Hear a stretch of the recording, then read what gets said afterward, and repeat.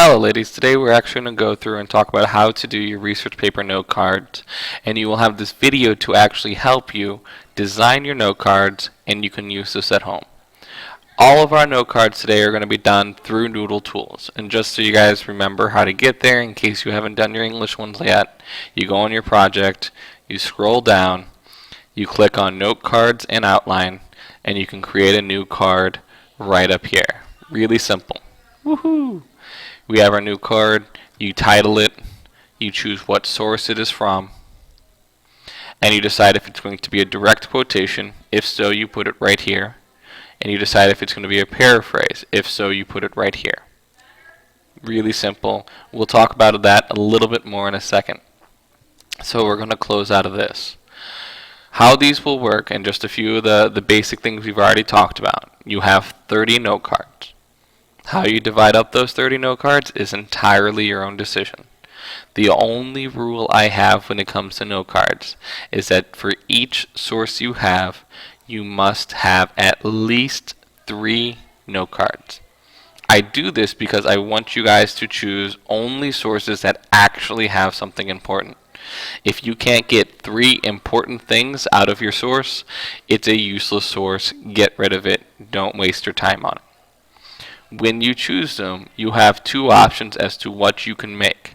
You can either choose a paraphrase, which is right here, or you can choose a direct quotation. Just a reminder, a direct quotation is the exact words of the author. The paraphrase is your own interpretation of what they said. Really simple. So let's go back to Noodle Tools here. We can see how to enter in the difference between those. We have an example right here we're going to open up. This one is a paraphrase. So over here I typed out the changes made to the lifestyles of the people, blah, blah, blah, blah, blah. This is a paraphrase of what the author said. Simple. You type out your own words. If you did a quotation, again, it would be right here. Really simple. This actually helps split up everything later on and works out really well for organization. So leave it that way. So let's go back to this. For your note cards, you are going to then split all of these into 4 piles. And this is really important. I want only 4 piles. Anything more than 4 piles is bad. Anything less than 4 piles is also really bad. Don't do it. Just do 4 piles. How the 4 piles are going to be designed is right here.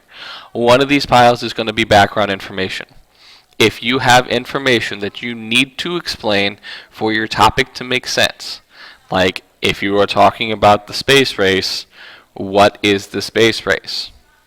That goes in background information. You can have some of this in your paper. You should. It might be a paragraph or 2 of information. That's the full extent of it. From there, you will have a pile for each individual thesis point. This is really important, so I'm going to re-say it one more time. Each thesis point gets 1 pile. I do this for a very specific reason. That means I can go to Noodle Tools here, I can look at your piles, and I can see that you have 4 piles. If there is 7 in one pile, 8 in another, 10 in one, and then like 2 in another pile, that means you're not giving enough information to that part of your thesis. You need to improve upon that. So we will do that. We will find you new sources. We will find you information to help you improve. But you need to have 4 piles to do that. This also leads me to my next part. You need to make sure you link all of your note cards to your sources so that I can go up here to your bibliography. I can see right over here where your note cards are. I can click on them and I can see exactly this is a paraphrase, this is how you're going to use it. This is a quote, this is how you're going to use it. Makes it really simple for me to see exactly what you're trying to do. So you have to link it to a source. It does not matter if that source is part of your annotated bibliography. If you add new sources, that's great. That means you're doing more research, which is what you need to do. So good.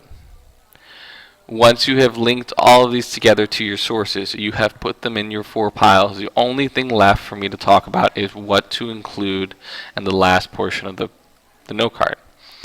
And that is, you have to answer with each note card, put in there what is it. So you need to actually put the quote or the paraphrase. And then you need to answer 2 questions. How is this important? And how are you going to use it to prove your thesis? Where you answer those is back here on Noodle Tools. You go back to your note cards.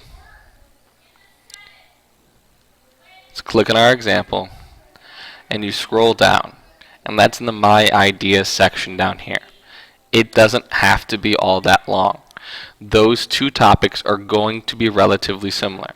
It is important because it addresses this part of my thesis. This is how it does that. 2 or 3 sentences, not a big deal.